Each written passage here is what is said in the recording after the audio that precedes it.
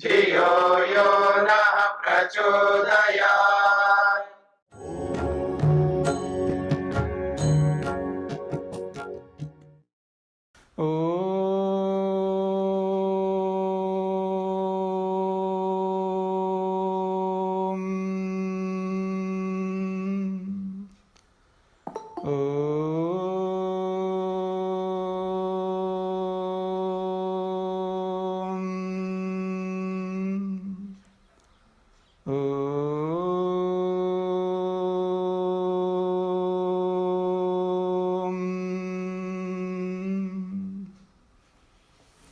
हाँ जी, तृतीय प्रपाठक में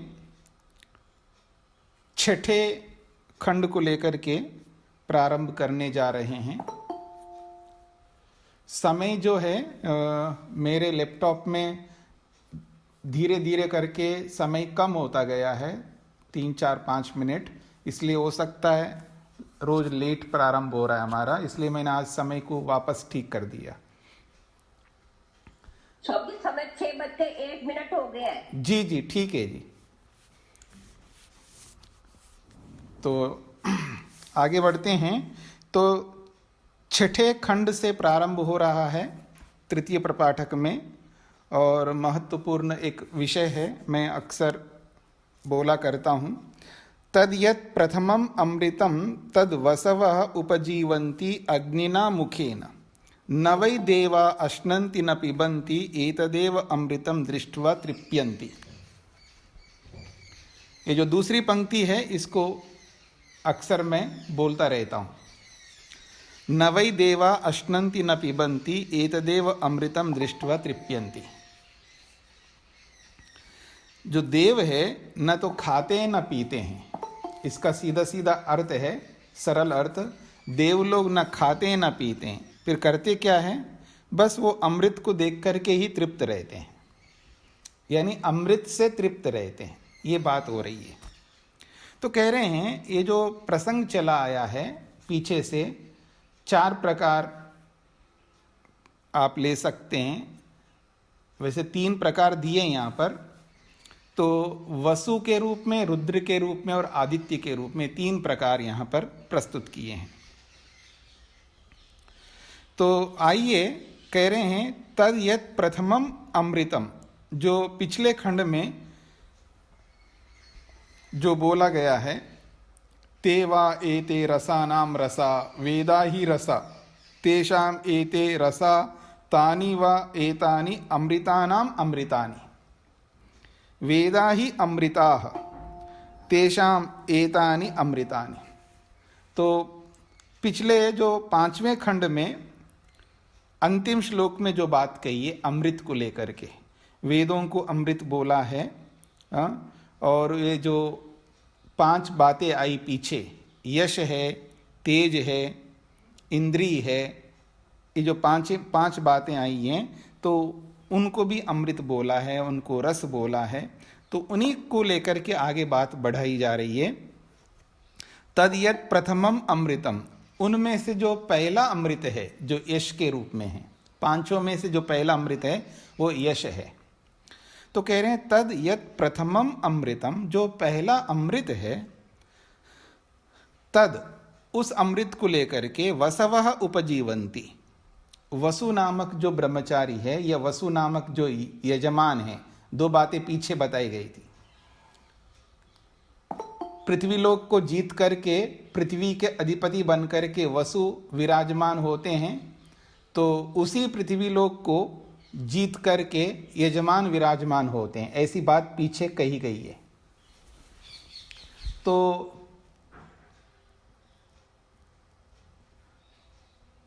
ये जो वसु ब्रह्मचारी या यजमान हैं, वो उस प्रथम यश रूपी अमृत को आधार बना करके उपजीवंती, अपना जीवन यापन करते हैं। यानी अमृत जो है उनके जीवन का आधार है। वसु ब्रह्मचारी हो या वसु यजमान हो, उनका जो आधार है वो जो पहला अमृत है, प्रथम अमृत है, जो यश के रूप में है, उसको आधार बना करके वो अपने जीवन में उपजीवंती, अपना जीवन यापन करते हैं। कैसे करते हैं, कैसे अपने जीवन में आगे बढ़ते हैं? तो कहा अग्निना मुखेना, अग्नि रूपी मुख के माध्यम से। अग्नि रूपी मुख के माध्यम से, यानी यहाँ मुख है अग्नि, या अग्नि है मुख, कुछ भी आप कह सकते हैं। ज्ञान रूपी अग्नि से,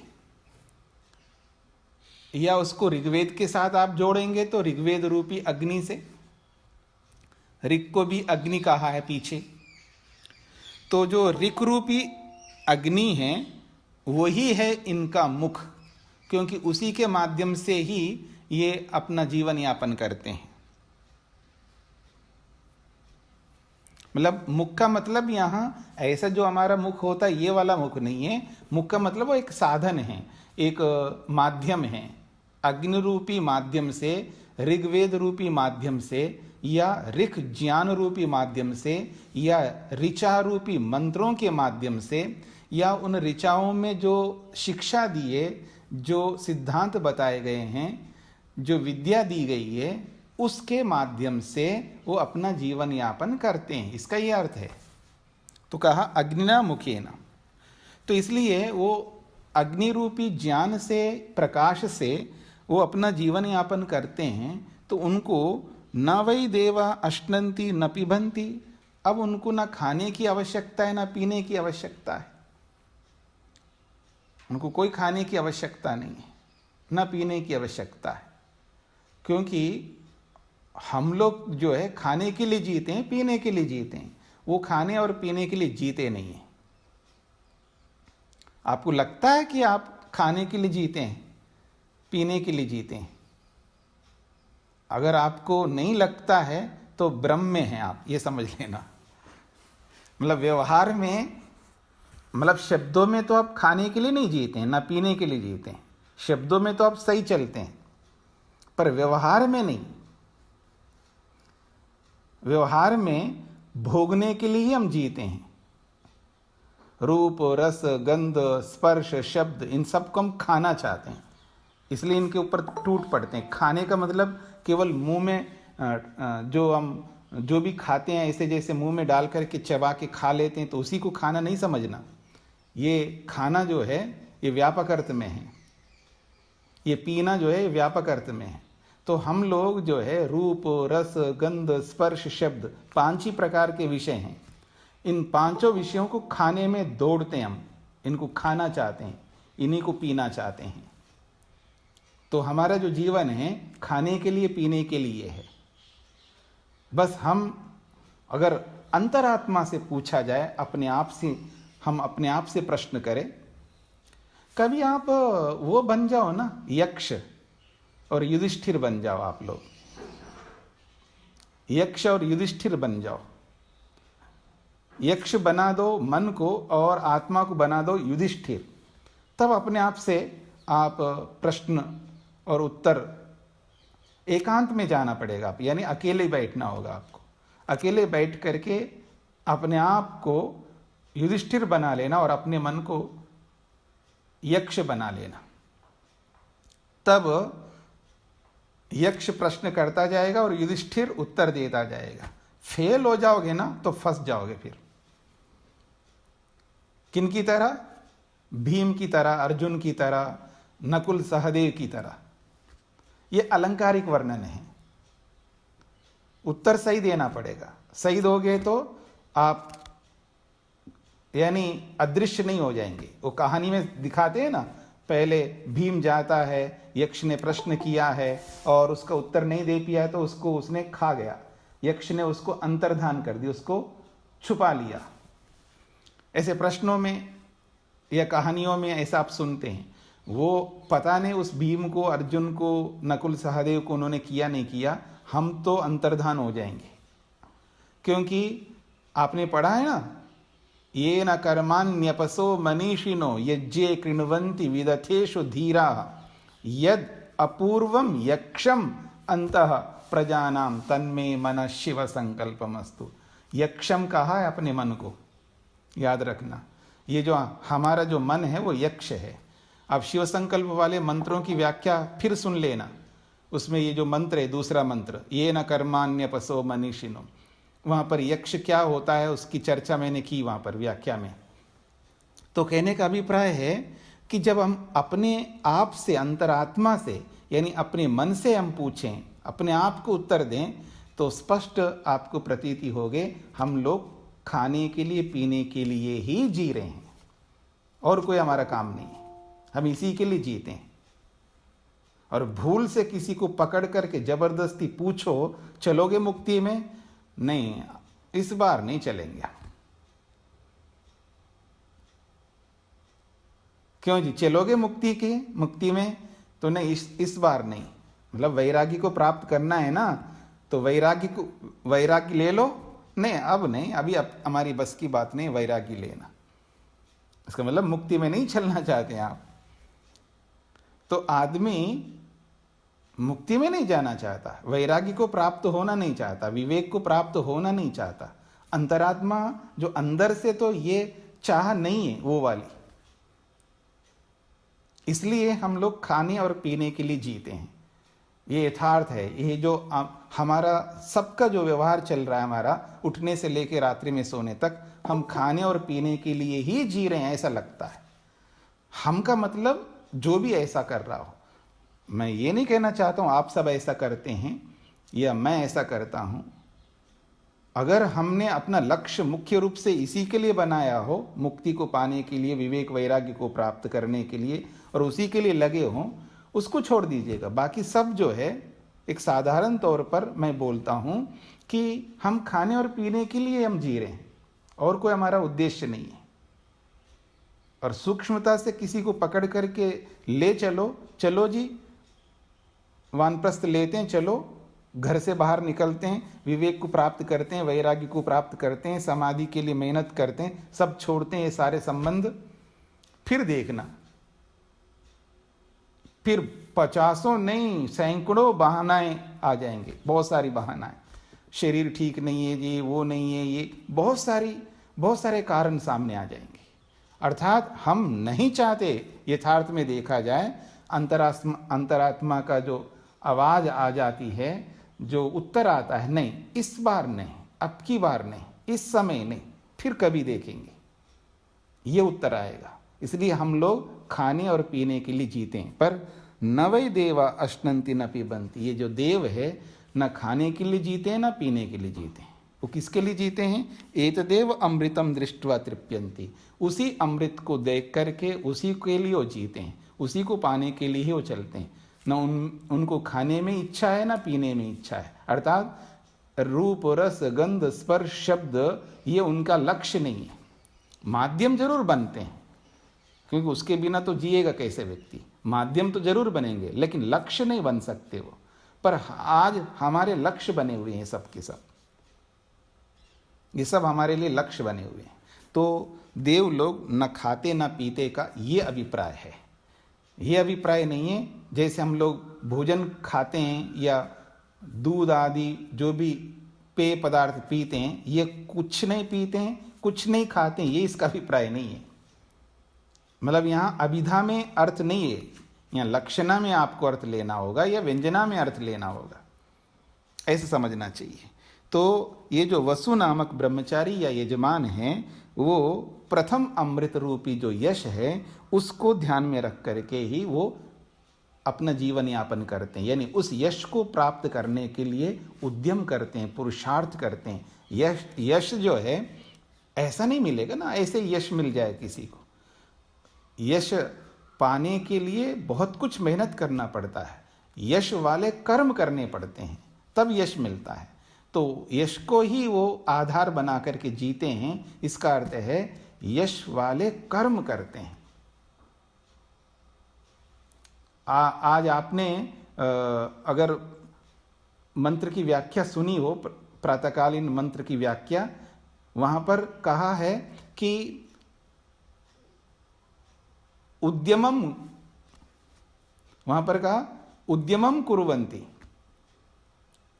उद्यमवन्तः कुर्वन्ति, ऐसा बोला। यानी अपने वंश को बढ़ाने के लिए वो उनको पुरुषार्थी बनाते हैं देव लोग। एक मंत्र का एक टुकड़ा है वंशम इव। इसकी व्याख्या करते हुए मैंने बोला था वंशम इव, वंश कहते हैं बांस को, वंश कहते हैं जो आपकी बिरादरी, जिस वंश में आपने जन्म लिया वो भी वंश है, और बांस को भी वंश कहते हैं। जैसे बांस जो है जंगल में बढ़ता ही जाता है, उसको कोई रुकावट नहीं है जंगल में, क्योंकि जगह ही जगह, स्पेस ही स्पेस है उसके लिए। ऐसे ही बुद्धिमान व्यक्ति जो है अपने वंश को बढ़ाता है। जिस बिरादरी में वो जन्म लेता है, जिनके साथ जिस गोत्र में वो जीता है, उस गोत्र को बढ़ाने में लगा रहता, और जो उस गोत्र को नहीं बढ़ाता, उस वंश को नहीं बढ़ाता, फिर वो आदमी नहीं कहलाता है। ये यथार्थता है। तो इसलिए अपने वंश को बढ़ाने के लिए वो उद्यम करता है, पुरुषार्थ करता है, और अपनी संतति को वो उद्यमशील बनाता है, ऐसा मंत्र कहता है। ठीक इसी प्रकार से यहाँ पर कहा जा रहा है जो यश है, इस यश को प्राप्त वही व्यक्ति करेगा जब वो यश वाले कर्म करेगा, ये इसका अभिप्राय है। तो अब आते हैं तद यत् प्रथमम अमृतम, वो जो प्रथम अमृत है जिसको यश के रूप में बोला पीछे, तद वसव उपजीवंती, उस यश को आधार बना करके वसु नामक यजमान या ब्रह्मचारी जो है अपना जीवन यापन करते हैं।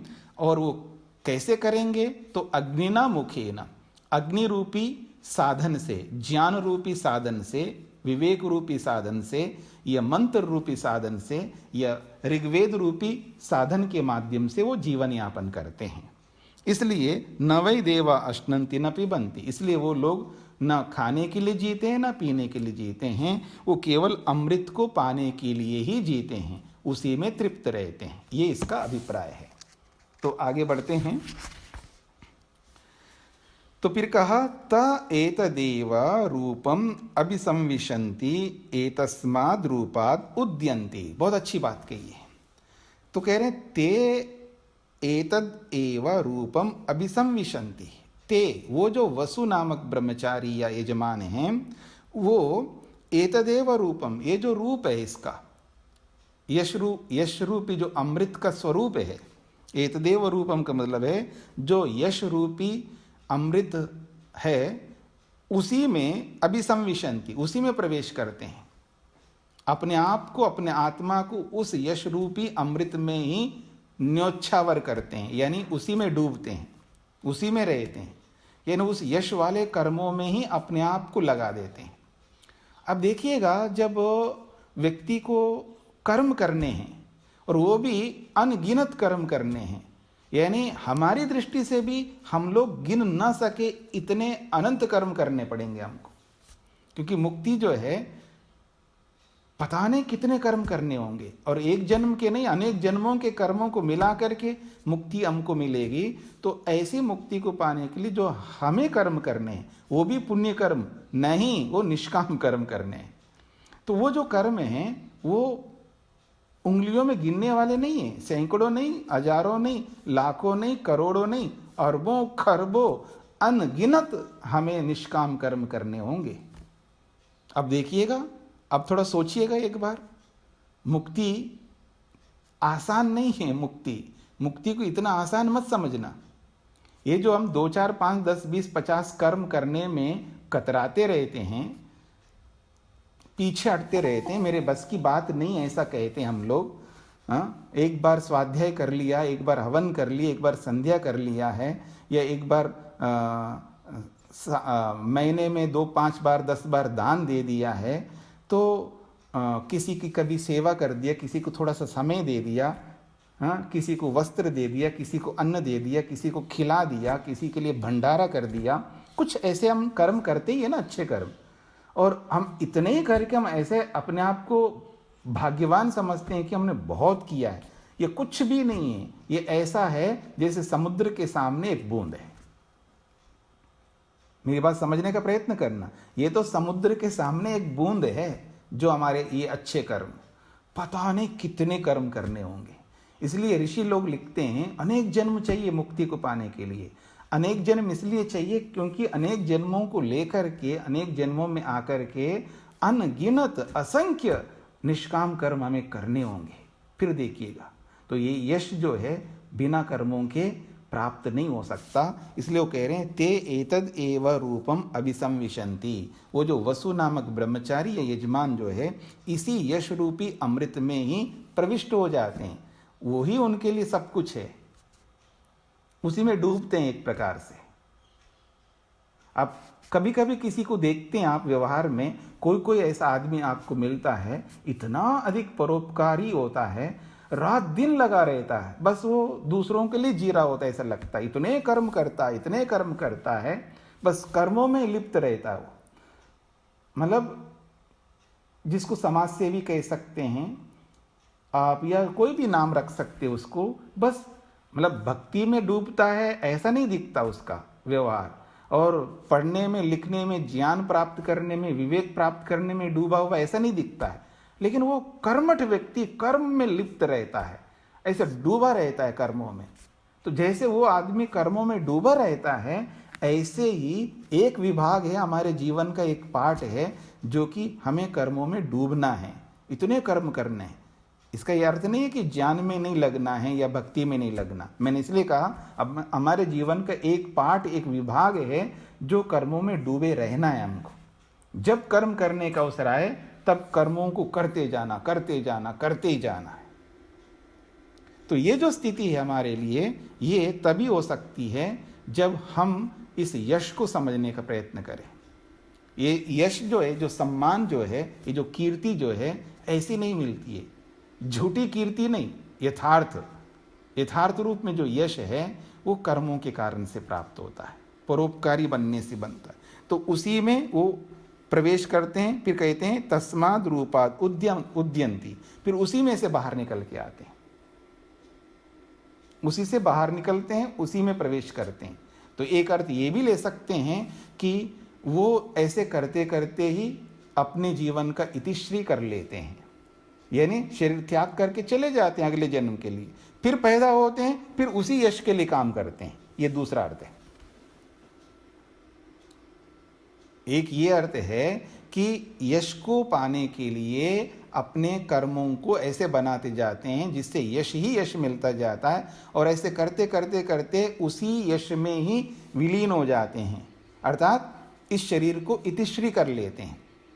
फिर अगला जन्म जब आता है, फिर अगले जन्म में फिर वापस यही कर्म करते रहते हैं। ये इसका ये अर्थ भी है। तो दोनों, आप कोई जो अर्थ आपको अच्छा लगे वो ले सकते हैं। अब आगे बढ़ते हैं तीसरे श्लोक में।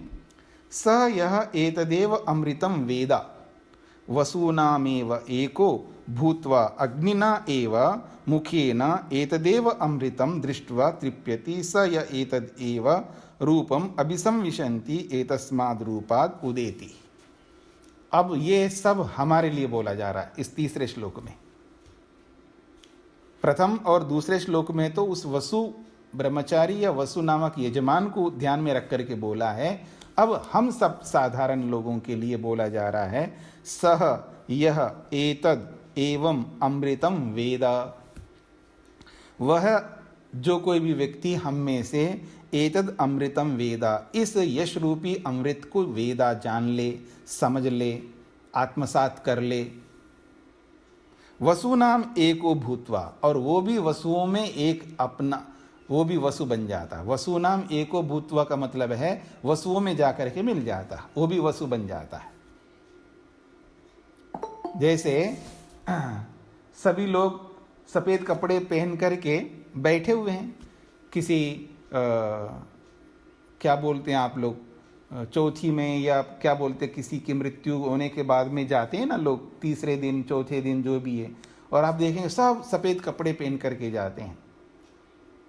ये सात्विकता का द्योतक है, क्योंकि माहौल उसी प्रकार का होता है, शांति का होता है और विवेक का होता है। एक प्रकार से मुख्य बात है, विवेक प्राप्त कराने का माहौल होता है, वैराग्य को प्राप्त कराने का माहौल होता है। यानी आप देखेंगे ना, आप जहाँ कहीं पर भी प्रवेश करोगे उसी के अनुरूप आपका मन बन जाता है। आप एक मॉल में जाइएगा, आपका मन बिल्कुल अलग हो जाएगा।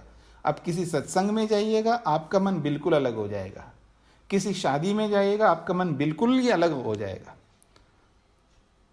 अभी किसी आप थिएटर में जाइएगा, आपका मन बिल्कुल अलग हो जाएगा। किसी गुरुकुल में आप जाइए, आपका मन और अलग हो जाएगा। तो जहाँ जिस स्थिति में आप जाओगे मन वैसा ही रूप धारण कर लेता है। गिरगिट की तरह जो है हमारा मन बदलता रहता है प्रसंगों के अनुसार, परिस्थितियों के अनुसार। तो जब सब लोग सफ़ेद कपड़े पहन करके जाते हैं तो आप भी सफ़ेद कपड़े पहन करके आप उनके बीच में जा करके बैठ जाते हैं। जो भी सांत्वना देना है, आप जो भी आप श्रद्धांजलि देना हो आपको, या जो भी आप बोलते हैं जिन शब्दों का, उसके लिए आप उसमें शामिल हो जाते हो। तो जैसे हम लोग संसार के अलग अलग प्रसंगों में, चाहे शादी में हो, चाहे जन्मदिन के अवसर पर हो, या मैरिज एनिवर्सरी के अवसर पर हो, या मृत्यु का अवसर हो, जो कोई भी अवसर होता है, हम जा कर के उन्हीं जैसे बन जाते हैं उस परिस्थिति में। वैसे ही यहाँ पर कहा सह य एतद एवं अमृतम वेदा, जो कोई व्यक्ति इस यश रूपी अमृत को जान लेता है, समझ लेता है। वसुनाम एको भूत्वा, वो भी वसुओं के बीच में वसु बन करके, वसुनाम एकः भूत्वा, वसुओं में ये भी एक वसु बन करके, अग्निना एव मुखेना, वो भी अग्नि रूपी मुख के माध्यम से, वो भी वेद रूपी ज्ञान के माध्यम से, वेद रूपी साधन के माध्यम से, एतद एव अमृतम दृष्ट्वा तृप्यति, अब वो भी इस अमृत को देख करके तृप्त होने लगेगा। जैसे देवलोग होते हैं, देवा न अश्नन्ति न पिबन्ति, देवलोग जैसे न खाते न पीते हैं, ये भी उन वसुओं के अंदर, ये भी एक वसु बन करके वो इस अग्नि रूपी साधन के माध्यम से, ज्ञान रूपी, विवेक रूपी, वैराग्य रूपी साधन के माध्यम से वो इसी अमृत को देख करके वो भी तृप्त होने लगता है। अर्थात अब वो न खाता है पीता है, वो भी, उसके जीवन में भी वो परिस्थिति आती है। फिर कहा स य एतद एवं रूपम अभिसंविशति एतस्माद् रूपात् उदेति, और वह ये जो व्यक्ति है इसी यश रूपी अमृत में अभिसंविशति प्रवेश करता है जब अंत काल आता है, और फिर एतस्माद् रूपात् उदेति, फिर उसी रूप से वो बाहर निकल के आता, फिर वही काम करने लगता है। वो दिन जरूर आना चाहिए हमारे जीवन में कि आप बोल सके कि देखो जी, हम ना खाते हैं ना पीते हैं जी, बस हम तो अमृत को देख करके ही तृप्त रहते हैं। वो दिन हमारे जीवन में आना चाहिए। ये इस तीसरे श्लोक का यही अभिप्राय है। जैसे देव लोग करते हैं, जैसे ये वसु ब्रह्मचारी या वसु नामक यजमान लोग करते हैं, वैसा ही इस यश रूपी अमृत को जान करके हमें भी यही काम करना चाहिए, ये कहना चाहता है ये श्लोक। तो आगे बढ़ते हैं। स यावद आदित्यः पुरस्ताद उदेता पश्चाद अस्तमेता वसूनाम एव तावद आधिपत्यम स्वराज्यम पर्येता।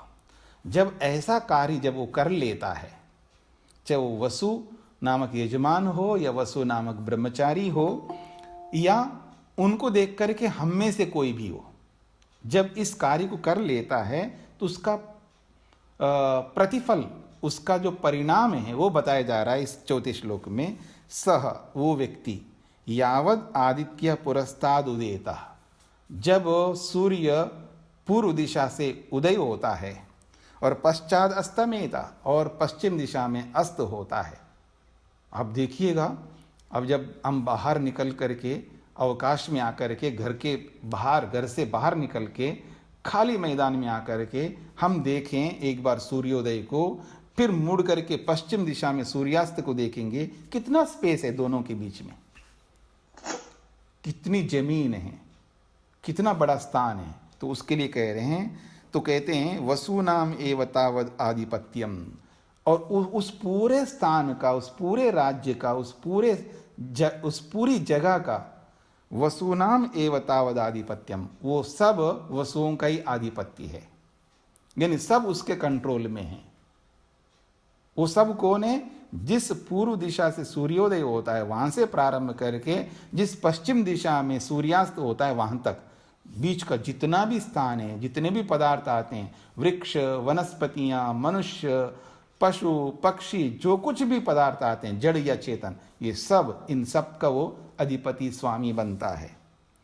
स्वराज्यम पर्येता, उसी का स्वराज्य है, उसी का राज्य है, वही राजा उन सब का, ये उसका फल है।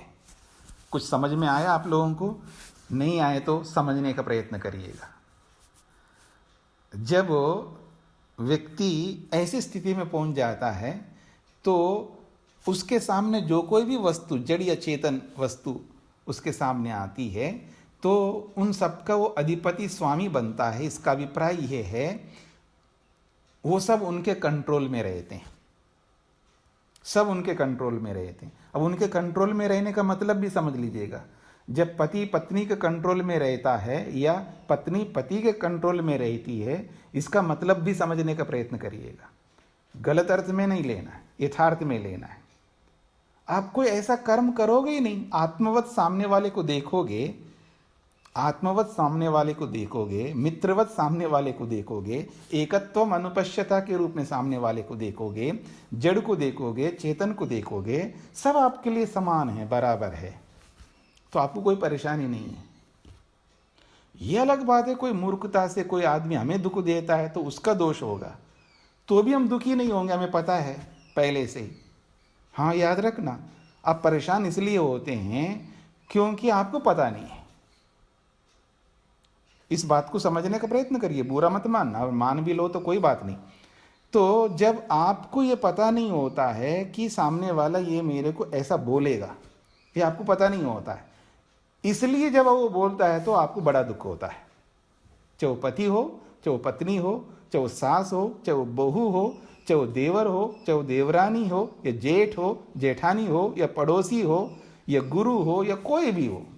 जब आपको कोई भी व्यक्ति कुछ बोलता है, आपको पता नहीं कि ये भी बोल सकता है क्या, या ये आपको पता नहीं है पहले से।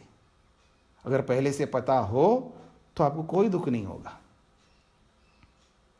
ये जो कपड़े पहने हुए ना, आपको पहले से पता है ये आउटडेटेड हो जाएंगे ना, आप उतार देंगे और नए लेटेस्ट पहनेंगे, ये आपको पता है ना। कौन सा दुख होता है आपको? जब आपको पता होता है कि ये मोबाइल है ना, बस 2-4 साल, अधिक से अधिक 4-5 साल चला लेंगे, उसके बाद फिर नया मोबाइल लेंगे, पहले से पता है। और जब इतने साल हो गए, बहुत साल हो गए जी, इसको हटा देते हैं, नया ले लेते हैं, कोई दुख नहीं होता है, कोई परेशानी नहीं होती आपको। जो पहले से जिसके बारे में आपको पता रहता है, आपको कोई कष्ट क्लेश नहीं होता है। जब आपको पता है ये गाली देगा, ये कुछ भी करेगा, ये मेरे सिर पर बैठेगा, सब कुछ आपको पहले से ऑलरेडी पता है। जब पता है तो क्यों दुख होगा आपको? आपको पहले से पता है ऐसा करने वाला है। ये जो विवेक है ना, ये विवेक करना आदमी के लिए, विशेषकर इस मार्ग में चलने वाले के लिए बहुत आवश्यक है।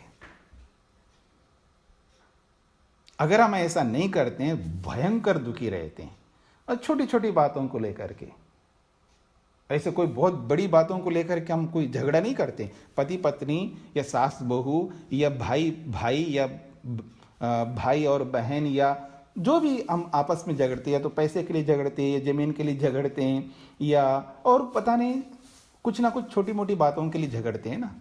कोई ऐसा थोड़ा कि एक दूसरे का क्या कहते हैं, एक दूसरे को समाप्त करने के लिए झगड़ रहे हैं हम लोग, ऐसे ही झगड़ते हैं। और हमको पहले से पता है झगड़ेंगे लोग, झगड़ने से पहले हमको पता है ये झगड़ने के लिए दे दो, ले लो भाई, तू जी लेना। वो एक बड़ा श्लोक आता है, अच्छा श्लोक आता है, मानधाता मही, मतलब मानधाता फलाना राजा, वो राजा, ये सब लोग लेके गए राज्यों को, धरतियों को, आपकी जमीनों को, आपके पैसे को। राजा भोज कहता है तू भी ले जाएगा। उसका चाचा मामा पता नहीं कौन था, उसको मारने चाह रहा था, तो वो बोलता है श्लोक के रूप में, उसको लेके जाते जंगल में मारने के लिए, तब वो बोलता है श्लोक। वो मैं देख करके बोल सकता हूँ, बड़ा अच्छा श्लोक है, अभी याद नहीं आ रहा है। उसका भाव ये है कि वो भी लेके गए, ये भी लेके गए, सब लेके गए, और तू भी ले जाएगा। जो आप मेरे को मार करके तू लेना चाहता है, अरे वो सब चले गए, तू चला जाएगा, कौन ले जाता है इसको? हमको पहले से पता है। ठीक है, तू लड़ने के लिए आया, लड़ो, क्यों, ले जाओ भाई। नहीं, ये मेरी जमीन है, इतनी सी टुकड़ी मेरी, देखा एक हाथ की टुकड़ी होती है वो दिल्ली में और अलग बड़े बड़े मेट्रो सिटीज़ में, इसने इतनी अधिक जगह क्यों ले? उसी को लेकर जीवन भर टुक टुक टुक टुक किट किट पिट पिट करता रहता आदमी। अरे ले लो ना भाई, तू ले लो जो भी है। इसका मतलब ये थोड़ा है कि हम उसको दे, जो भी ऐसा करेगा तो उसको दे देंगे, तो हम कैसे जिएंगे? आप बहुत शांति से जिएंगे। भगवान ने बहुत अच्छी बुद्धि दी है आपको, बहुत अच्छे साधन दिए भगवान ने आपको। हाँ, जो जितना त्याग करता है वो उतना जल्दी भगवान को प्राप्त कर सकता, मतलब उसके लिए मतलब कोई घाटे की सौदा ही नहीं है भगवान के इस दरबार में। मैं ये उस व्यक्ति के लिए बोल रहा हूँ जो इस मार्ग में चलने वाला है। हाँ, याद रखना, जो इस मार्ग में नहीं चलना चाहता वो जिसको जैसे जीना जी ले भाई, वो लड़ ले। और वो एक आध की जमीन हो या एक आध का जो भी जितना भी उसके लिए, या लाख रुपए के लिए हो या करोड़ के रुपए के लिए हो या 20 लाख 50,000 या जितने भी पैसे के लिए आप लड़ते हो, लड़ते रहे ना। जिंदगी इसी में चलती रहेगी, परेशान होते रहोगे, दुखी होते रहोगे और अत्यंत अविद्या से ग्रस्त होकर के फिर अगला जन्म लेंगे तो और अधिक अविद्या जुड़ती जाएगी। तो इसलिए इन बातों को समझते हुए कहा जा रहा है ये उसका सारा राज्य हो जाता है। इसका ये अर्थ है कि जो भी उसके सामने आता है समत्वम योग उच्यते, उसके लिए सब बराबर होते हैं, सब उसके लिए एक जैसे होते हैं, उसको कोई परेशानी नहीं होती। उसको पहले से पता है ये मेरे सिर पर बैठ के नाचेगा, मेरे को पहले से पता है, फिर उसको कोई दुख ही नहीं होता है। हाँ भाई, नाच बैठ करके, क्या परेशानी है हमें, चाहे वो भाई हो या सास हो, बहू हो, चाहे पड़ोसी हो, चाहे शत्रु हो, कोई भी हो, हमें पहले से पता है। जैसे शराबी शराब पी करके कुछ भी बोलता रहता है, आपको लेश मात्र दुख नहीं होता, आपको पहले से पता है ये शराबी है, दुख ही नहीं होगा। वो कैसे भी शब्द बोलता है, आप अपने जीवन में कभी देखा है ऐसा? मैंने तो बहुत देखा है जी, बहुत देखा, उन्हीं में जिया हूं मैं। हाँ, याद रखना, उन्हीं लोगों के बीच में जिया हूं। तो बहुत बोलते हैं, सुबह उठ करके वो हाथ पांव जोड़ते हैं, कुछ भी करते हैं, वो एक अलग बात है। लेकिन जब वो बोल रहे होते हैं हमें कोई परेशानी नहीं होती, हमको पहले से ऑलरेडी पता है ये शराबी है, बस। मतलब देयर इज नो टेंशन, कोई मन के अंदर कोई समस्या नहीं होती, हमको पहले से मन में बिठा के रखा है ये शराबी है। तो जब सास बोल रही हो तो आप ये समझ लेना ये अज्ञान रूपी शराब पी रखी है, बुरा मत मानना, अज्ञान रूपी शराब पी रखी है और इसलिए वो ऐसा सोचती है। ये चाहे बहू ऐसा करे या कोई भी भाई ऐसा करे हमारे साथ में, तो ये सब उनको अज्ञान रूपी शराब से ग्रस्त है ये मान करके चलो, कितना सुकून मिलेगा आपको। वाह, कमाल की बात है। बस ये सोच जब तक हम नहीं लाएंगे, मन को खुश रखना, प्रसन्न रखना है। मतलब ये पैसा, ये जमीन, ये मकान और ये और वो क्या करेंगे, ठीक है, जो ले लिया वो तो आपसे ज़्यादा दुखी रहेगा। जो हमसे अड़प लेता है, अन्यायपूर्वक हमारे साथ व्यवहार करता है, मान करके चलो आपको लगता है ये बहुत अन्याय कर रहा है, तो भाई है तो देवर है तो जेठ है, अन्याय कर रहा है हमारे से, ठीक है, अन्याय करने वाला दुखी रहेगा, न्याय करने वाला क्यों दुखी रहे? जो गलत करने वाला उसको ज़्यादा दुख मिलेगा। यानी आपको ईश्वर पर कोई भरोसा ही नहीं है, ईश्वर को न्यायकारी नहीं मानते क्या? योस्मान द्वेष्टि यम वयम द्विष्मा, ये नहीं बोलते आप? नहीं बोलते तो बोला करो, फिर परेशानी क्यों? कितना खुश रहता आदमी जब समझदार बन जाता है, तो यही विवेक है। तो उसके लिए जहाँ से सूर्योदय होता है और जहाँ सूर्यास्त होता है, उस बीच का जितना भी स्थान है उसमें जड़ चेतन जो कोई भी वस्तु उसके सामने आ जाती है, सब पर उसका कंट्रोल रहता है, सबका वो स्वामी बन जाता है। यानी कोई भी उसको कुछ नहीं दुख दे सकते हैं, परेशानी नहीं दे सकते, उसको क्लेशित नहीं कर सकते हैं, कोई उसको मोटी भाषा में कहूँ नचा नहीं सकते। कोई भी ऐरा गहरा मेरे सामने आकर के एक शब्द बोल करके हम मेरे को दुखी कर दे, ये कैसी बहुत बड़ी बात है। मतलब कोई भी एक शब्द से, चाहे वो सास के रूप में हो, चाहे बहू के रूप में हो, चाहे भाई के रूप में हो, चाहे कोई भी सड़क पर चलने वाला भी क्यों ना हो, या सभा में बोल दे या हजारों के बीच में बोल दे, कोई भी कुछ भी मेरे को बोल दे और उसके कारण से मैं दुखी रहूं, यानी कोई भी मेरे को दुखी कर सकता है, इतना सामर्थ्य मेरे में। तो अदीनाह श्याम शरदाशतम क्यों बोलते हो आप? दीनता हीनता से, दीनहीन गरीब होकर के क्यों जीना चाहते हैं? फिर हम सशक्त सबल सामर्थ्यवान होकर के जिए ना।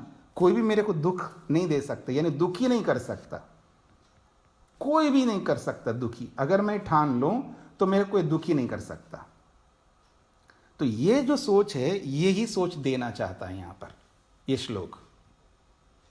उसका आधिपत्य बन जाता है, मतलब हर कोई उसका राजा, ऐसे कोई जैसे जैसे आजकल के राजा, एक आदमी राजा बन सकता है ना, भौतिक दृष्टि से देखेंगे, पर यहाँ तो हर किसी को राजा बताया जा रहा है। तो ये जो राजापन है, ये जो आधिपत्य है, ये मन का आधिपत्य है।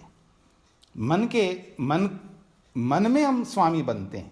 बाहर के व्यवहार से तो कोई एक ही रहेगा राजा, प्रधानमंत्री या राष्ट्रपति तो एक ही रहेंगे ना। हम ही राजा बन जाएंगे तो हर कोई राजा थोड़ा बन सकता है। तो बाहर की दृष्टि से तो एक रहेगा, लेकिन मन की दृष्टि से तो हर कोई राजा है। ये जो है यहाँ मन का अधिपति, मन में स्वामी बन जाता है, तो सबके साथ एक जैसा व्यवहार करता है। उसको कोई कष्ट, क्लेश, दुख, ये जो क्लेश उसको नहीं सताएंगे। नहीं तो याद रखना, जिसके लिए हम लोग लड़ते हैं, जिसके लिए जीते हैं, जिसके लिए परेशान होते हैं ना, तो एक समय आता है हमारे जीवन में वही हमको कूटते रहते हैं। एक सन्यासी, बहुत बड़ा नाम था, रेत की मुनि में उनका आश्रम भी है, अब वो है नहीं सन्यासी, तो बहुत बड़ा नाम था उनका योग के क्षेत्र में। तो वो जब वृद्ध थे ऋषिकेश में, तो उनसे पूछा है कि स्वामी जी आप क्यों ऐसा रह रहे हो? क्या करूं जी, ये कुटियां जो है ना, बहुत सारी कुटियां बना रखी थी उन्होंने, ये कुटियां मेरे को कूट रही हैं, परेशान कर रही है। ये जो कुटियां हैं ना, ये जो मकान हैं जो बना रखे हैं, ये सब मेरे को कूट रही हैं, यानी दुख दे रही हैं। मैं क्यों, क्या होगा, कौन संभालेंगे, कैसा होगा इनका, परेशान हो रहा है आदमी। तो जैसे किसी को कुटियां कूट रही होते, किसी को धन कूट रहा होता, किसी को संबंध कूट रहे होते, किसी कुछ मतलब परेशानियां उसके जीवन में। एक परेशानी के हटते ही दूसरी परेशानी आ जाएगी। तो इन सब से मुक्त होना है हमको। तो ये जब तक हम अधिपति नहीं बनेंगे, स्वराज्य बनाएंगे नहीं अपना, यथा ब्रह्मांडे तथा पिंडे। कई लोग पूछते हैं जैसा ब्रह्मांड वैसे पिंड, पिंड में हम क्या करें? तो पिंड में स्वराज्य बनाना है हमको, अपने शरीर के अंदर एक राजा बन करके जीना है हमको। मन का राजा बनना है, इंद्रियों का राजा बनना है, बुद्धि का राजा बनना है, और पूरा पिंड के अंदर पूरा ब्रह्मांड बसा हुआ है, सब लोगों का व्यवहार बसा हुआ है। ये समझने का प्रयत्न करना।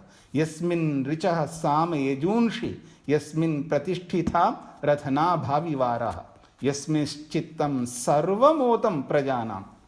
प्रजाओं का सर्वम, सारा का सारा व्यवहार जो है इस पिंड के अंदर ओत प्रोत है। सबका व्यवहार, सब लोगों का।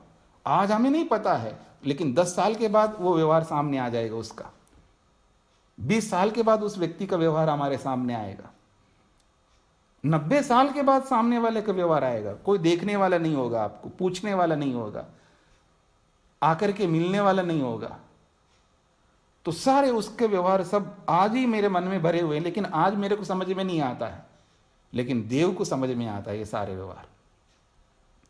तो वो 90 साल के बाद, 50 साल के बाद, 20 साल के बाद, 10 साल के बाद कल क्या होने वाला है उसको पहले से पता रहता है। ये जब तक सीखेगा नहीं व्यक्ति, तब तक वो आगे बढ़ नहीं सकता। इस मार्ग में आगे बढ़ने के लिए बहुत तप करना पड़ता है व्यक्ति को, तब जाकर के वो स्थिति प्राप्त होती है। ये जो उपनिषद है ये हमको ईश्वर के निकट ले जाने वाली है, याद रखना। ईश्वर के समीप ले जाने वाले, उप का अर्थ ही समीप है, और शद का मतलब है बैठना है। ईश्वर के समीप जाकर के बिठा देगा हमको, ये बिठा देगी ये उपनिषद। ये समझ करके चलिएगा। तो ये खंड पूरा हो गया है। तो मेरे विचार से पर्याप्त है। इस पर विचार करिएगा, इस पर मनन करिएगा, चिंतन करिएगा, कैसे अपने आप को वस्तु बनाना है, कैसे अग्नि को साधन बनाना है, और कैसे व्यवहार में हमको यश के लिए कुछ करना है। यश पाना है हमको, क्योंकि बिना यश के हम आगे बढ़ नहीं सकते, क्योंकि यश के लिए पुरुषार्थी बना रहना पड़ता है। पुरुषार्थी, जितना अधिक पुरुषार्थ करेगा व्यक्ति उतना यश मिलेगा। जैसे किसी ने बोला था कि मैंने 10-12 बार चारों वेदों का पारायण किया, तो उसका यश मिलता है। फिर उस यश के लिए फिर एक बार और उसमें एक, जैसे वो 99 के चक्कर में रहता ना आदमी लौकिक दृष्टि से। सुना कभी 99 के चक्कर में रहना? भारत में शेखर जी बहुत चलता है ये 99 का चक्कर। मतलब 99,000 हो गए जी, बस 1,000 की कमी है, लाख पूरा हो जाएगा। जब 1 लाख पूरा हो जाता है फिर धीरे धीरे धीरे 99 लाख तक पहुंचता है, फिर 1 लाख आ जाए तो 1 करोड़ हो जाएगा, फिर करोड़ों में जाता है, बस 1 करोड़ आ जाए तो 1 अरब हो जाएगा। इसको कहते हैं 99 का चक्कर। तो जैसे लौकिक दृष्टि से कोई आदमी 99 के चक्कर में रहता है, ऐसे यश में भी 99 के चक्कर रहता है। ये आध्यात्मिक 99 का चक्कर है। बस 1 और कर्म कर लूंगा तो इसमें मेरा जुड़ जाएगा। उसको लगता है कि मैं इतने बार किया ना, 19 बार पारायण किया जी, बस 1 बार कर लूंगा ना तो 20 हो जाएगा। वो राउंड फिगर में चलना चाहता है व्यक्ति, मतलब 1 बार और कर लेता हूँ, 1 बार और वेद पढ़ता हूँ। अरे भाई ठीक है, पढ़ो ना। देखो ये दिखाने, दूसरे लोग देखो ना तो खुद करते हैं ना दूसरे को करने देते हैं। वो क्या, उनकी जो मानसिकता देखिए कैसी होती है, यानी उसका जो एटीट्यूड है, दृष्टि, नजरिया, ये सब दिखाने के लिए कर रहा है, ये तो केवल दिखावा है इसका। तू कर लेना भाई, वही दिखावे का काम तू करके दिखाओ। ना तो स्वयं करता है ना दूसरे को करने देता है। वो भाई भले आदमी अच्छा काम कर रहा है, वो भले दिखाने के लिए कर रहा हो, नहीं दिखाना चाहिए क्या? जब आप गाड़ी को दिखाते हो, आप चप्पल, जूते, सैंडल को दिखाते हो, वॉच को दिखाते हो, कपड़े को दिखाते हो, इतना ही क्या है, मूछों को दिखाते हो, बालों को दिखाते हो, उसमें कुछ लगाता है ना आजकल आदमी, मतलब बालों में कुछ लगा लेता है, और मतलब आप किस किस को दिखाते रहे तो क्या वो अच्छे कर्म को नहीं दिखाए वो? और किसने कहा कि नहीं दिखाना चाहिए? दिखाना कोई बुरी बात है क्या? दिखाना चाहिए, नहीं दिखाओगे लोगों को पैसा कैसे, पता कैसे चलेगा? तो दिखाना भी चाहिए एक दृष्टि से, और नहीं भी दिखाना चाहिए ये दूसरी दृष्टि से। सिक्के के 2 पहलू होते हैं। एक सिक्के का ये पहलू होता है, वहां दिखाना चाहिए, और जब दिखा दिखा करके वो ऊब जाता है आदमी, तब नहीं दिखाता है। और जब उसने दिखाया ही नहीं तो ऊबेगा कैसे? मेरी बात को समझने का प्रयत्न करना। जब वो दिखाता जाता है, दिखाता जाता, दिखाता जाता है, तो दिखा दिखा करके ऊब जाता है वो व्यक्ति, फिर इसलिए दिखाता नहीं है। जैसे आप में से कई लोगों को मैं जानता हूँ, साड़ियाँ लेते जा रहे हैं, सूट लेते जा रहे हैं, लेते जा रहे हैं, लेते जा रहे हैं, ले लेके तंग हो गया। अब वो उनको बोला जाए कि हाँ जी रेणु जी आपको साड़ी दिला दें, नहीं, पतिदेव को कहेंगी नहीं बहुत ले लिया, बहुत धरी रखी हैं, अब उसको कोई पहन ही नहीं रहे हैं, अब नहीं चाहिए। जिसके पास कपड़े ही नहीं हो वो नहीं लेने का क्यों सोचेगा? वो जिसके पास कपड़ा ना हो वो लेने का क्यों नहीं सोचेगा? वो लेता ही रहेगा, लेता रहेगा जब तक वो तृप्त नहीं हो जाएगा, ऊब नहीं जाएगा। तो ठीक इसी प्रकार जब परोपकार के कर्म वो जब किया ही नहीं है वो, तो कैसे आगे बढ़ेगा? वो करता जाएगा। दिखाओ ना, दिखाते जाओ, करते जाओ, दिखा दिखा कर वो तंग हो जाएगा, मतलब ऊब जाएगा। अब बिना दिखाए करता रहेगा, तब वो निष्काम में प्रवेश करेगा। हाँ याद रखना, जब दिखाना बंद, अंतरात्मा से दिखाना बंद हो जाता है ना, तो समझ लेना वो निष्काम में एंट्री कर रहा है, प्रवेश कर रहा है। और जब तक वो देखने का, दिखाने का जब उसके अंदर उसकी प्रवृत्ति रहती, दिखा दो मैं, ये भी दर्शाता है ना व्यक्ति। कोई काम करता है तो दर्शाता है, या दान देता है तो दर्शाता है, या खिलाता है तो दर्शाता है। दर्शाता है, अच्छी बात है, समझ लेना कि अच्छा काम कर रहा है, लेकिन उसमें अभी सकामता है, और उस सकामता ही निष्काम तक पहुंचाएगी। याद रखना, अभ्युदय और निश्रेयस दोनों चाहिए व्यक्ति के जीवन में। ये तो अभ्युदय निश्रेयस ससिद्धि धर्म, जिससे अभ्युदय और निश्रेयस की प्राप्ति होती, वही तो धर्म है। पहले अभ्युदय को प्राप्त करेगा, फिर उसके बाद निश्रेयस को प्राप्त करेगा।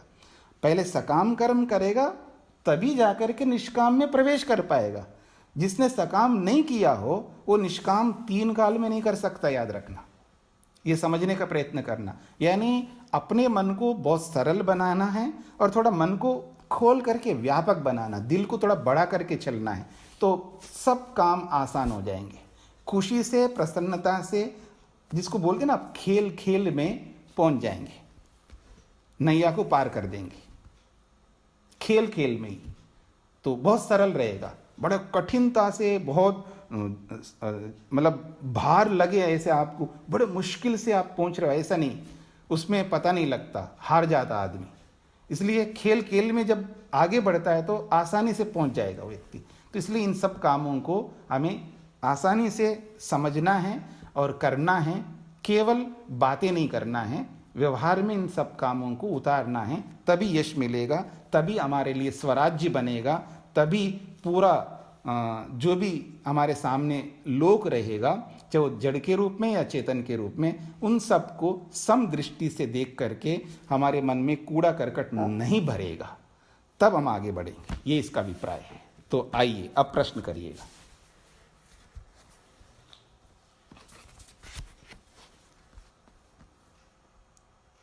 हाँ जी, क्या बात हो गई जी? स्वामी जी नमस्ते। हाँ जी, नमस्ते जी। स्वामी जी, अभी आपने बताया कि मन को यक्ष बनाना है और आत्मा को युधिष्ठिर जी। आत्मा को, तो इनमें बातचीत का कैसे हिसाब बनेगा, कैसे क्या पूछना होगा? हाँ, उसके लिए आपको आना पड़ेगा, शिविर करना पड़ेगा। ये तो लंबी बात हो गई ना, अभी अभी के लिए बता दीजिए शॉर्टकट। हाँ, एकांत में बैठना, शोरगुल से अलग होना और कमरा बंद कर देना, कोई डिस्टर्बेंस नहीं रखना, बाहर की दृष्टि से भी और मन की दृष्टि से भी। मन को भी एकांत बना लेना और शरीर को भी एकांत बना लेना, वाणी को भी एकांत बना लेना है। और जो भी आपने सुना है उस पर विचार करते हुए अपने आप को, आत्मा को युधिष्ठिर बना लो और मन को यक्ष बना लो। फिर अपने आप से पूछो तो अपने आप उत्तर आ जाएगा आपको। पर उसके लिए सात्विकता भी लानी होगी, बहुत कुछ करना है। सात्विकता लाओ, स्फूर्तिला रहो, एकदम जिसको कहते हैं ना, अभी अभी उठ करके स्नान करके आए तो फ्रेश दिखता है आदमी। मतलब मन से भी फ्रेश दिखना चाहिए, वाणी से भी, शरीर से भी। एकांत भी होना चाहिए, तीनों प्रकार का एकांत, ठीक है। और सब कुछ बाह्य व्यवहार से बंद, कोई व्यवहार नहीं करना। और कुछ समय के लिए 1 घंटे 2 घंटे के 3 घंटे के लिए बैठ जाना, फिर अपने आप से पूछते रहना, तो आपको पता चलेगा यक्ष कौन है और युधिष्ठिर कौन है। सारे उत्तर आते जाएंगे। ठीक है जी? जी जी जी नमस्ते स्वामी जी। जी, प्रणाम। हाँ जी, हाँ जी। हमारे यहाँ भी 99 का चक्कर रहता है स्वामी जी। जैसे भाई 10 लाख रुपए है मेरी आज की हैसियत, और 10 लाख से 1 करोड़ रुपया भी हो जाता है तो हम अपने आप को अमीर सोचता हूँ जी। और फिर वो 1 करोड़ किसी रीजन से 95 लाख हो जाए तो हम गरीब हो जाते हैं। बिल्कुल। तो ये हमारी दुविधा रहती है। और आध्यात्मिक चक्र में आपने कहा, ऐसा ही आध्यात्मिक चक्र भी होता है स्वामी जी। आज जो आपका प्रवचन था, मतलब हमने कितने मतलब वो मिले हैं जो हमें जानने को मिलते हैं, उससे हमारी जैसे लॉटरी निकलती है आध्यात्मिक। हाँ, ऐसा करने से, ऐसा यश करने से हमारा साम्राज्य बनेगा, जो आपने बताया। और कल ही जैसे आप बता रहे थे कि भाई मनुष्य के जीवन में ही मनुष्य ही छोटी जाति में पहुंच सकता है, मतलब अपने कर्मों से। जी, हम मोक्ष में भी पहुंच सकते हैं, और लेकिन हम ही मनुष्य से ही सीधे मतलब इतने नीचे की गिरी हुई में उस जा सकते हैं जो कि गधा घोड़ा और नहीं जा सकता। तो ये जैसे आप हमें ये आध्यात्मिक मतलब ये जो देते हैं या चक्कर में, तो इससे हमें मतलब बहुत कुछ, बहुत ही ज्यादा मतलब मिलता है। जैसे लॉटरी निकलती है ना, जैसे साइंटिस्ट को कोई एक चीज मिल जाती है। जी जी है, जैसे आप ये छोड़ते रहते हैं चिंगारियां, तो जैसे हमें मिलती है, हमें बहुत ही उससे अंदर से अल्लाह उत्साह मिलता है और बहुत खुशी होती है स्वामी जी। जी। और आपने जैसे बताया था कि भाई मोक्ष को पाने के लिए हमें अनंत कर्म करने पड़ेंगे अनंत जीवन में। बट मैं ये भी ऐड करूंगा कि ऐसा नहीं है कि हमें इसमें निराशा नहीं होनी चाहिए। कई बार हम ऐसा सुनते हैं कि भाई ये तो बहुत ही लंबा रास्ता है और पता नहीं कब क्या होगा। लेकिन मैं ये कहूँगा, अगर उस रास्ते पे चलते ही हमें मतलब इमीडिएटली सोच, जैसे ही हमारी सोच वैसी हुई, हमें बहुत परमात्मा आनंद रूपी फल दे देता है। और वो फल का जूस और स्वीटनेस बढ़ती रहती है जब उस मार्ग पे हम चलते हैं। जो ठीक है, लंबा मार्ग तो है, बट उस पे चलना ही मतलब हमें बार बार बहुत और ज्यादा रस भरे फ्रूट मिलते रहते हैं, मतलब उस कर्म से, और वही हमें और उसको तीव्रता से आगे बढ़ाते हैं। हाँ जी, जो आप कहना चाह रहे हैं मैं उसमें बिल्कुल अग्री हूँ। उसमें होता क्या है कि लंबा काल और कम समय, ये हमारे प्रवृत्ति के ऊपर निर्भर करता है। जैसे जैसे जैसे पता लगता जाता वैसे वैसे हमारी प्रवृत्ति उसी के रूप में हो जाती है, तो जो लंबा रास्ता जो है वो कम होता जाएगा। और पता लगता गया, समझते जा रहे हैं, लेकिन प्रवृत्ति बहुत कम होती है। मतलब प्रवृत्ति जो है हमारी, प्रवृत्ति का मतलब होता है क्रिया रूप, कर्म रूप। जैसे हमें पता लग गया कि अपना स्वराज्य बनाना है, हाँ, अब थोड़ी सी जमीन के लिए, थोड़े से पैसे के लिए, थोड़े से उसके लिए सारे संबंधों को बिगाड़ करके लड़ाई झगड़े में ना पड़ करके जाता है, जाने दो, त्याग कर दो। बात समझ में आ गई। पर इसमें प्रवृत्ति नहीं होती है, क्रिया में, व्यवहार में नहीं लाता है व्यक्ति।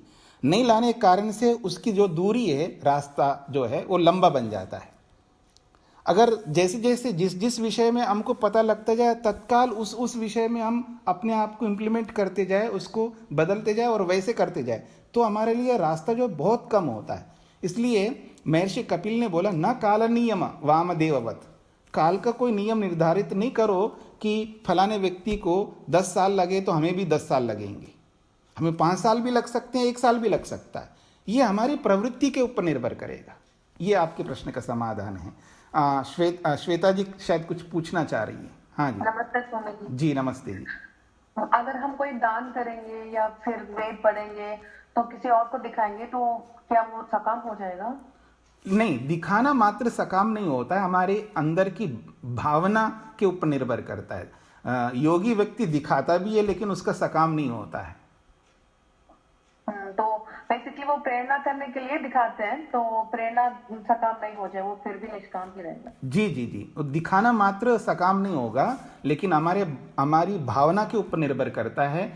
अपनी भावना से पता लगता है कि मैं जो दिखाना चाह रहा हूँ ये सकामता से दिखाना चाह रहा हूँ या निष्कामता से दिखाना चाह रहा हूँ। अंदर से अपने आप को पता लग जाएगा व्यक्ति को। ठीक है जी। हाँ जी, शेखर जी आप। हाँ जी, हाँ जी, हाँ स्वामी जी, जैसे हम चारों वेदों के 100 मंत्र लेकर यज्ञ करते हैं जी, या एक पूरा अपना वेद को लेके करते हैं, और याग में, इन दोनों में क्या फर्क है या उनको क्या कहते हैं? हाँ जी, वो उनका ऋतु जी नाम है ना? हाँ, वाइफ का। हाँ जी, हाँ जी, उनका मेरे पास मैसेज आया था, मैं उसको देख लिया था। तो ये जो पारायण यज्ञ करते हैं, विधि के रूप में, सिद्धांत के रूप में पारायण यज्ञ करने का कहीं पर शास्त्र में विधान नहीं है। हाँ, और अगर मेरे से आप व्यक्तिगत तौर पर पूछेंगे तो नहीं करना चाहिए, यही मैं सलाह दूंगा।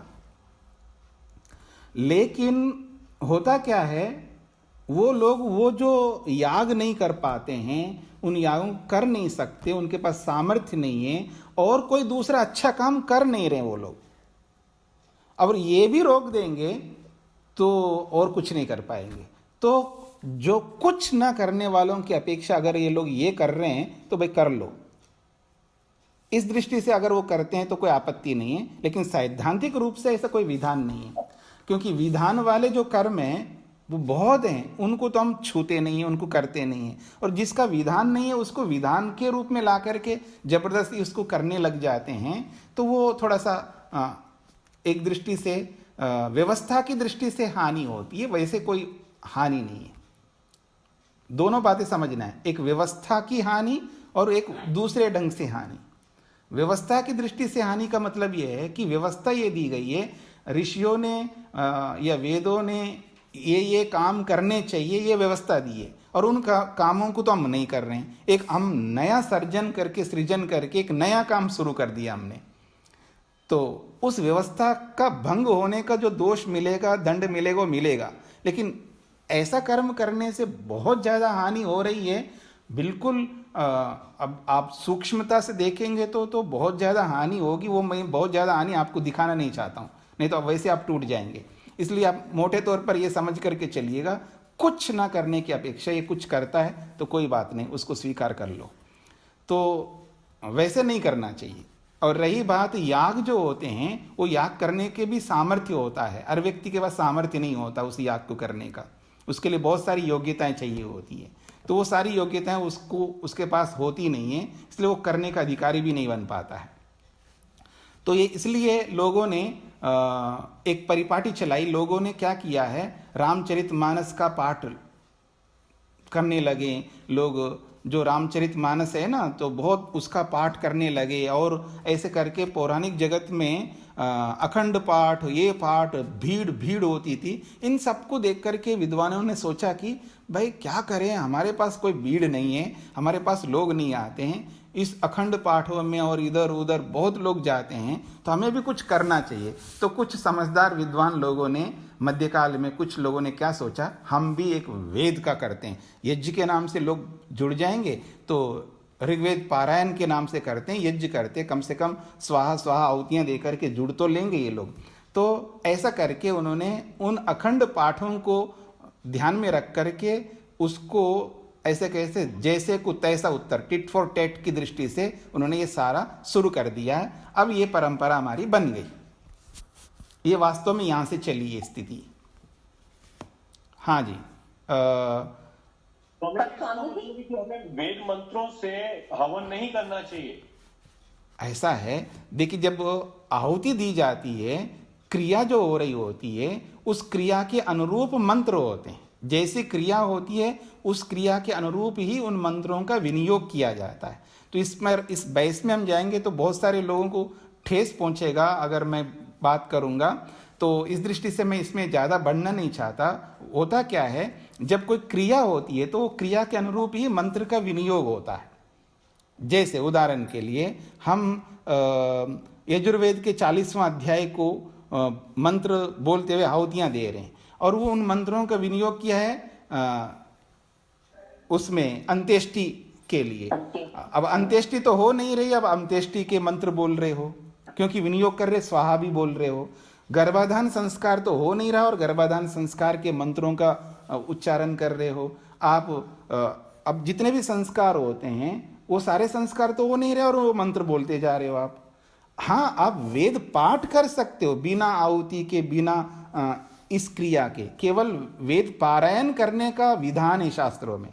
केवल वेद पारायण करना है, केवल वेद पाठ करना है। चारों वेदों को पढ़ो, रोज पढ़ो, कोई आपत्ति नहीं है। जीवन में 10 बार पढ़ो, 20 बार पढ़ो, 100 बार पढ़ो, हमें कोई आपत्ति नहीं है। वेद पारायण तो है, लेकिन वेद पारायण यज्ञ करते ही वो क्रिया रूप हो जाता है। और क्रिया जहाँ होती है वो विनियोग होता है। तो विनियोग का मतलब होता है जहाँ जैसा प्रसंग चल रहा है उसी के अनुरूप वैसे मंत्र बोले जाते हैं, और वो मंत्र उन्हीं क्रियाओं को संकेत करते हैं। जैसे अंत्येष्टि हो रही तो अंत्येष्टि को ध्यान में रख करके वहाँ क्रिया हो रही होती है, वो मंत्र बोला जाता है। गर्भाधान की दृष्टि से वो मंत्र बोले जा रहे हैं, विवाह की दृष्टि से वो मंत्र बोले जा रहे हैं। इस तरह के ये सब मंत्र होते हैं। तो ये सारे मंत्र आप बोल रहे हो और क्रिया कर रहे हो, क्रिया हो नहीं रही है। इसलिए सिद्धांत के तौर पर नहीं करना चाहिए ऐसा। शास्त्रवेत्ता, पढ़ने वाले, शास्त्रों को जानने वाले कहते हैं। हाँ जी। तो स्वामी जी, जैसे अब मैं बड़ा कोई यज्ञ करना चाहता हूँ और उसमें कैसे करूं, और याग, उसमें क्या फर्क है? मैं याग कैसे करा सकता हूँ? आप करा सकते हो, आप खुद नहीं कर सकते हो। आप इन्वेस्ट, मैं कराना चाहता हूं तो उसमें क्या फर्क आया? जैसे यज्ञ मंत्रों से हम करते हैं, या मैं इसके अलावा कोई बड़ा यज्ञ कराना चाहता हूं तो वो कैसे होता है? बड़ा यज्ञ का मतलब होता है, जैसे दर्शेष्टि यज्ञ होता है, पूर्णमासेष्टि यज्ञ होता है, तो उसके लिए 16 ऋत्विक आते हैं। वो बहुत लंबी चौड़ी प्रक्रिया होती है। वो आप खुद नहीं कर सकते हो, लेकिन किसी यजमान को, उसके योग्य यजमान हो, उससे आप करवा सकते हैं। आप उसका खर्चा आप उठा सकते हैं, तो खर्चे का आपको पुण्य मिलेगा, और करने वाले यजमान को करने का पुण्य मिलेगा। ऐसा कर सकते। ऐसे सोम याग है, ऐसे अलग अलग याग होते हैं। उन यागों को करने का अधिकारी हर कोई नहीं होता है, उसकी योग्यता होती है, विशिष्ट योग्यता। और वो योग्यता जिसके पास नहीं है वो यजमान बन करके उस याग को नहीं कर सकता है। इसलिए क्या करते हैं आजकल, जिसके पास वो योग्यता होती है वो यजमान बनता है, लेकिन उसके पास पैसा नहीं होता है, तो पैसा कोई इन्वेस्ट करता है, उसमें पैसा लगाता है, तो पैसा लगाने का उसको पुण्य मिलता है, और यजमान को क्रिया करने का पुण्य मिलता है, और ऋत्विकों को दक्षिणा मिल जाती है, और आकर के देखने वालों को ज्ञान विज्ञान मिल जाता है।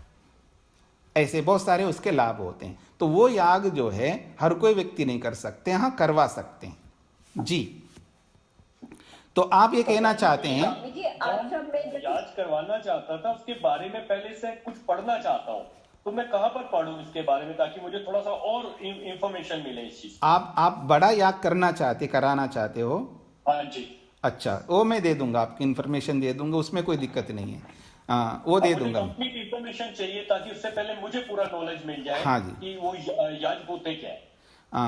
आप एक काम करिएगा, रेवली एक जगह है सोनीपत में, उनका है रामलाल कपूर ट्रस्ट नाम से एक ट्रस्ट है जो पुस्तकें छापते हैं, और उनसे आप श्रोत यज्ञों का संक्षिप्त स्वरूप एक पुस्तक है, उसको मंगवा लीजिएगा, उसको पढ़ लीजिएगा, तो आपको बहुत मोटी मोटी जानकारी मिल जाएगी।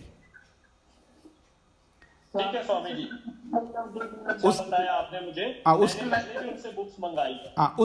उस पुस्तक का नाम बोले, उस पुस्तक का नाम बोलता हूँ। उस पुस्तक का नाम है अग्निहोत्र से लेके अश्वमेध पर्यंत, अग्निहोत्र से लेके अश्वमेध पर्यंत यज्ञों का संक्षिप्त स्वरूप। लेखक है पंडित युधिष्ठिर मीमांसक और आचार्य विजयपाल जी, दोनों ने मिलकर के लिखी वो पुस्तक। स्वामी जी नमस्ते। हाँ माता जी। स्वामी जी वेद बोलते हैं जी। स्वामी जी तपोवन वगैरह में चारों वेदों का शतक जल होता है? वो तपोवन में होता है, सब जगह होता है, सभी आर्य समाजों में जो जो लोग करते हैं ये सब उसी के रूप में होता है जिस तरह का मैंने बताया है। और बड़े बड़े सन्यासी भी कराते हैं, विद्वान भी कराते हैं, शास्त्र वेदता समझने वाले भी कराते हैं, सब कराते हैं। लेकिन शास्त्र की दृष्टि जैसे मान लीजिए कोई संस्कार हम करते हैं, तो कोई पूछे, उसका रेफरेंस पूछे, ये कहाँ लिखा है, कहीं कैसे कर रहे हैं, तो हमको रेफरेंस देना पड़ता है ना कि ये संस्कार विधि में लिखा है, या ये अमुक दर्शन में ये बात आई है, अमुक ग्रंथ में ये बात आई है, अमुक ऋषि ने ये बात लिखी है, अमुक ब्राह्मण ग्रंथ में ये बात है, अमुक वेद में ये बात है, हमको रेफरेंस देना पड़ता है ना। किसी सिद्धांत को हम व्यवहार में उतारते हैं तो उसका प्रमाण देना पड़ता है। तो ऐसे ही यजुर्वेद पारायण, ऋग्वेद पारायण, सामवेद पारायण, अथर्वेद पारायण, ये चारों वेदों का पारायण यज्ञ करने का रेफरेंस अगर आप मांगो तो कोई विद्वान नहीं दे सकता आपको। जब रेफरेंस नहीं है तो आप कैसे कर सकते? स्वामी जी अब हमारे ये जो है स्वामी जी तेजरानंद जी कराते हैं और हम करते हैं बैठ के। मैं यही तो कह रहा हूँ, आप करिएगा ना, आप चिंता क्यों करते हो, आप करते जाइए। आप करिएगा। हाँ जी, आप करिए, इसमें कोई आप कर रहे हैं तो आप मत करो ये नहीं बोल रहा हूँ ना। मेरे को सिद्धांत के तौर पर अगर कोई प्रश्न करेगा तो मेरे को यथार्थ उत्तर देना होगा ना। तो जो नहीं कुछ करने की अपेक्षा से आप जैसे लोग जो कुछ करते हैं वो करिएगा। हाँ जी, हाँ जी।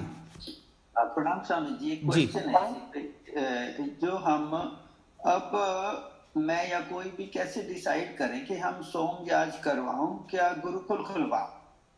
अच्छा, ठीक है।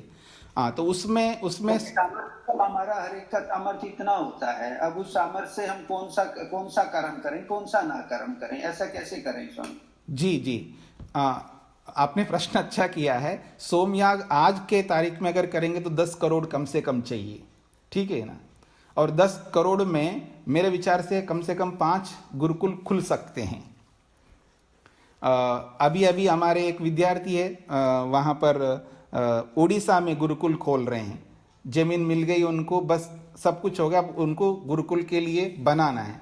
तो ऐसे पता नहीं कितने लोग होंगे जिनको गुरुकुल जो पहले से बने हुए हैं उसको चलाने के लिए चाहिए, जिसके पास गुरुकुल नहीं और गुरुकुल स्थापित करना चाहते हैं। क्योंकि आज जितने भी गुरुकुल हैं वो बहुत कम गुरुकुल हैं।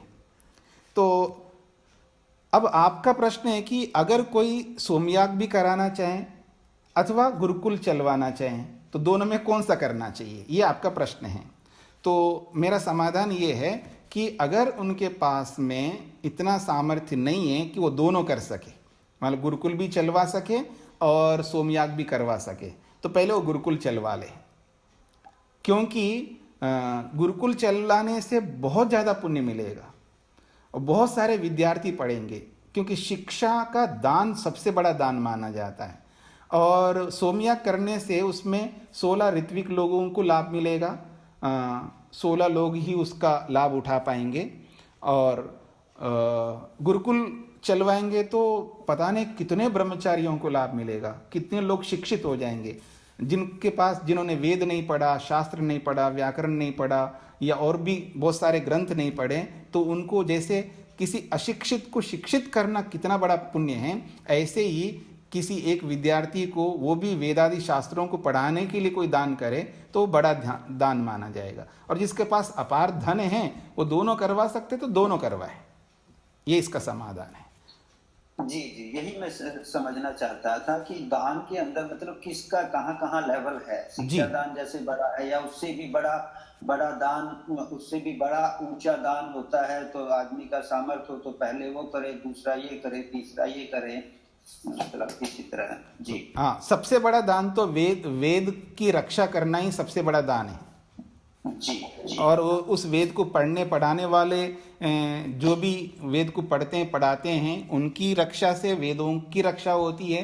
तो वेदों की रक्षा करना ही दुनिया में सबसे बड़ा दान है।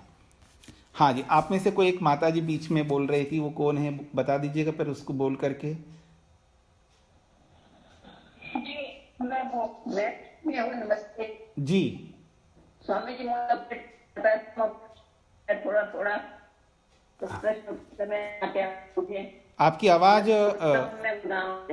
आपकी आवाज जो है टूट रही है, सुनाई समझ में नहीं आ रहा है।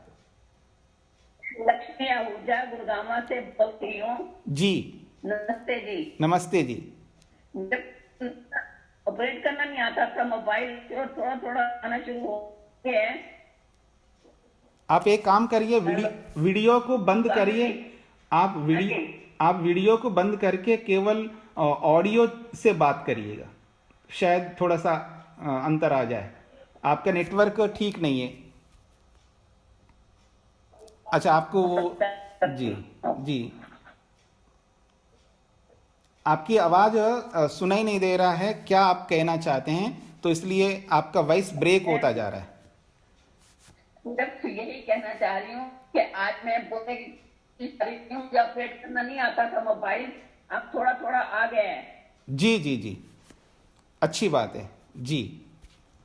हाँ, थोड़ा सीख गई। ठीक है, आगे सीख जाऊंगी जी। करने नहीं आती अभी। जी कोई बात नहीं, अच्छी बात है, सीख जाएंगे, जरूर सीख जाएंगे। जी हाँ जी, ठीक है ठीक है। स्वामी जी नमस्ते। नमस्ते जी। कल यदि संभव हो तो यह प्रश्न लीजिएगा कि आपने आज के प्रातः प्रवचन में विद्या गोत्र की बात कही थी, तो इसके बारे में ज्यादा जानकारी नहीं है कि आज के परिप्रेक्ष्य में विद्या गोत्र प्रचलन में है या नहीं है, या विद्या गोत्र किसे कहते हैं? विद्या गोत्र आज के प्रसंग में भी प्रचलन है। तो जैसे मैं स्वामी सत्यपति जी का शिष्य हूँ, तो वो परिव्राजक लिखते हैं, मैं भी परिव्राजक लिखता हूँ, तो मैं परिव्राजक गोत्र का हूँ, ठीक है ना।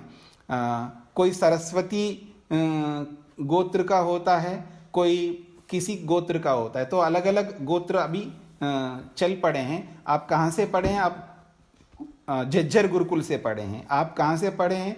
आप रोजड़ गुरुकुल से पढ़े हैं। आप कहाँ से पढ़े हैं? आप पतंजलि से पढ़े हैं। ऐसे आज परंपराएं वैसी चल रही है जैसे पहले चलती थी, बस केवल नामों में थोड़ा सा अंतर हो गया।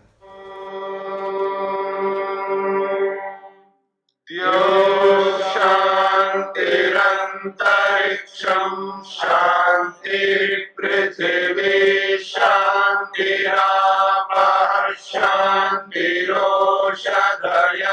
शांतिः वनस्पतयः शांतिर्विश्वे देवाः शांतिर्ब्रह्म शांति सर्वं शांति शांतिरेव शांति क्षमा शांतिरेव